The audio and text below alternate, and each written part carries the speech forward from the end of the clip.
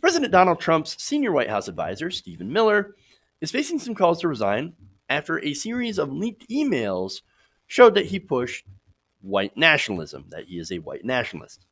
Now, you might remember somebody saying that. Oh, right, it was Ilhan Omar publicly saying that back in April. So now on Tuesday, the Southern Poverty Law Center published an investigative report from its Hate Watch arm, which reviewed more than 900 messages Stephen Miller sent to Breitbart editors from March 2015 to June 2016. Okay, so now the emails were given to the organization by a person named Katie McHugh. Katie McHugh was an editor at Breitbart when now she's a former editor of Breitbart. She was actually fired after tweeting anti-Muslim attacks, which is kind of an interesting thing for Breitbart to fire someone for being anti-Muslim, since that's kind of their whole brand, they're kind of the whole platform.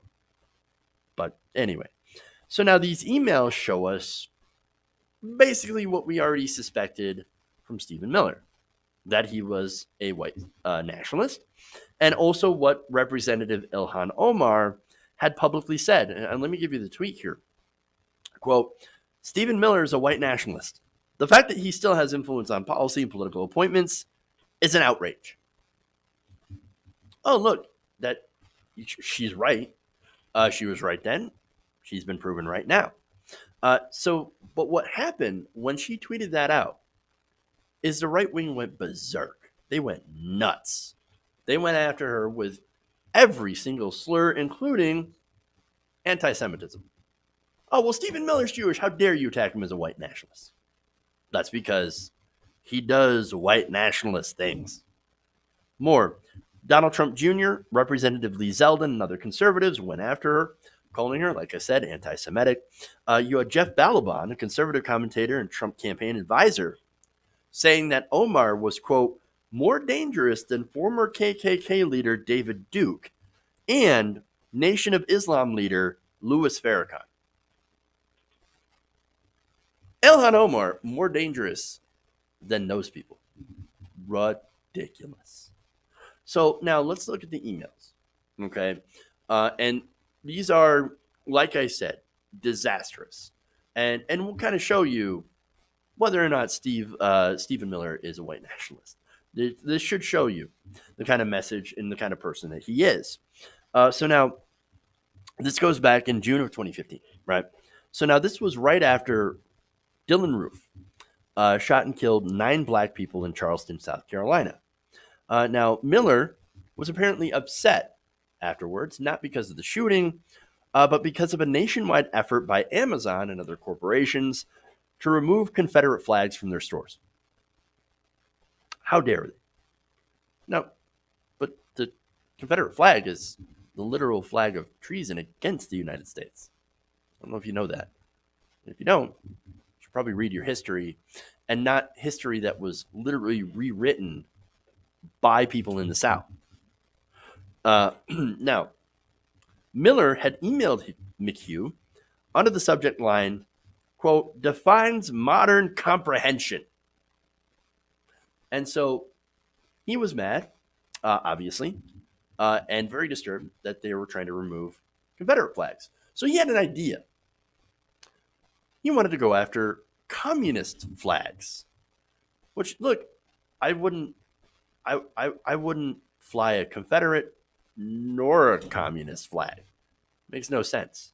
But now, he said, have you thought about going to Amazon and finding the commie flags and then doing a story on that? Okay.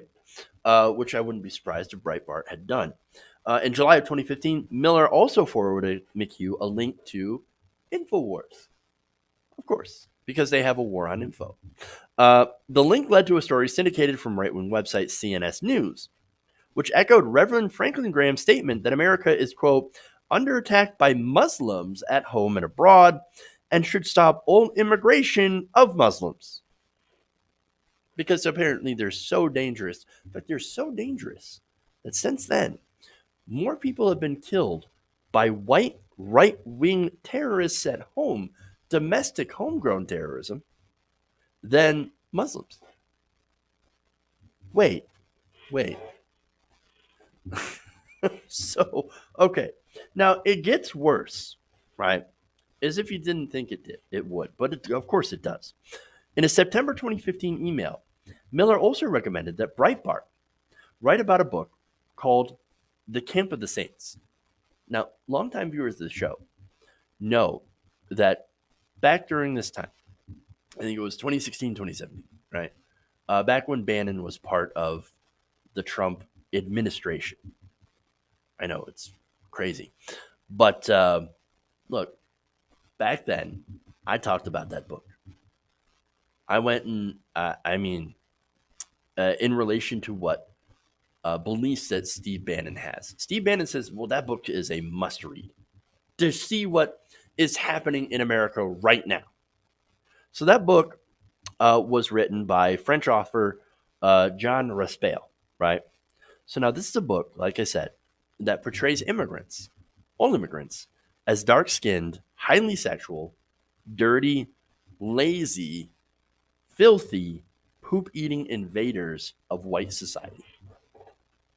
The hero of that book is someone that murders immigrants, shoots them.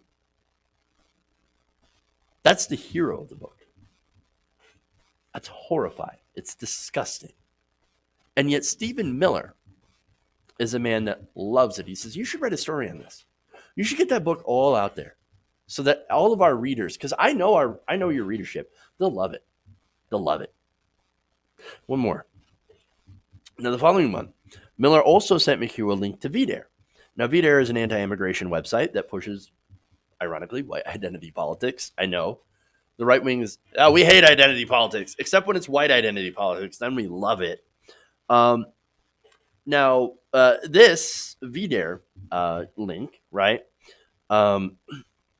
was during a conversation where McHugh was worried about refugees coming up from Hurricane Patricia. She said that it would cause a mass migration to the U.S. border, as you would expect a massive catastrophe to do, right? Now, in their exchange, like I said, Miller said that the chances of that happening were about 100%, warning that the storm survivors would be granted temporary protected status, allowing them to remain in the U.S. for a period of time while recovery took place at home. To which apparently horrified them. Oh my God, how dare we let refugees whose homes were destroyed by a storm that, let's be honest, climate change probably fueled.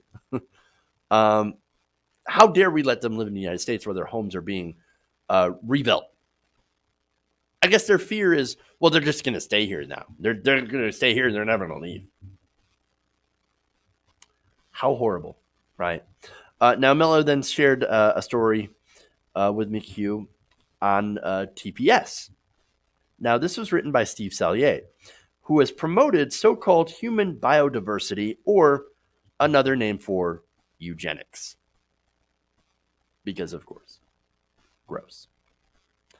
Now, McHugh, in turning these over, again, which is a bit of a surprise for someone who seems to be incredibly racist, but maybe not at the fact that, or not as much as Stephen Miller. McHugh told Hate Watch that Miller's emails, quote, clearly illustrate his beliefs, which until now have not been made explicit and known to the American people. Now, look, maybe to the greater American people who don't know who Stephen Miller is, who don't pay really attention to this, but anybody who does has already known about Stephen Miller for quite some time. And apparently Ilhan Omar has known for much longer, because she had it absolutely right. She knew what Miller was about. She knew. Look, Miller is so bad that the big thing about him is that he has forgotten that his family had once been immigrants, right?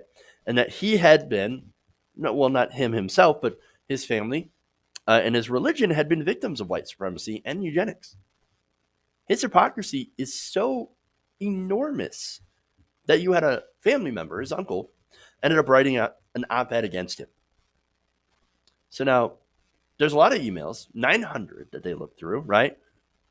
Are they all hateful? Could they all be hateful? I mean, they can't be, right? It can't be that bad. Well, Hate Watch, they looked through it, and they said that they were unable to find any examples of Miller writing sympathetically or even in neutral tones about any person who was non-white or foreign-born. Because, of course, is that any surprise? Look, I don't know about you, but if a person talks like a white supremacist, acts like a white supremacist, they're probably a white supremacist. I mean, the guy came up with the idea of baby jails, separating families, Muslim ban. He's the driving force behind Donald Trump's, the Trump administration's most racist policies. Omar was 100% correct when she called him a white nationalist. We knew it before. Now we have more proof. In fact, Omar essentially tweeted that. She said, as I said earlier this year, Stephen Miller is a white nationalist. And now we have the emails to prove it. This type of racism and hatred has no place in our government. Miller needs to step down now. And she referenced her own tweet from back in April. Again, the same tweet that she was attacked by, or attacked for, by right-wingers. AOC also jumped in. She said, quote, Stephen Miller, Trump's architect of mass human rights abuses at the border, including child separation and detention camps with child fatalities, has been exposed as a bona fide white nationalist. He's still at the White House shaping U.S. immigration policy. Miller must resign. Now. So now where are those apologies from the people who attacked Ilhan Omar? People who called her anti-Semitic for attacking the white nationalist Stephen Miller. Where are they? Where are they? Well, they're not coming. They're not going to apologize because they never do. In fact, you'll have White House mouthpiece Stephanie Grisham. When asked, she decided to attack the Southern Poverty Law Center and their reporting of the emails. Because, of course, the fact is, we have a white nationalist running immigration policy in this country. And if that's not frightening to you, and we have the proof of it now, you might want to come and take a look at why. Hey guys, hopefully you enjoyed that free video. Now I'm going to have to ask you a favor. Between the demonetization and the YouTube algorithm messing around with view counts, etc., we're having a hard time adjusting to the new YouTube reality, which is where you guys come in. See, we have a Patreon, patreon.com/TYTNation, set up to help us rely on you guys, the viewers, instead of big corporate ads. Look, you know the show. You know how I'm not in favor of big corporations anyway. So help us transition away from relying on the ad model to pay the bills and sign up to be a patron, patreon.com/TYTNation. That goes a long way to help us keep the lights on. And you guys will know that you're supporting independent, progressive media.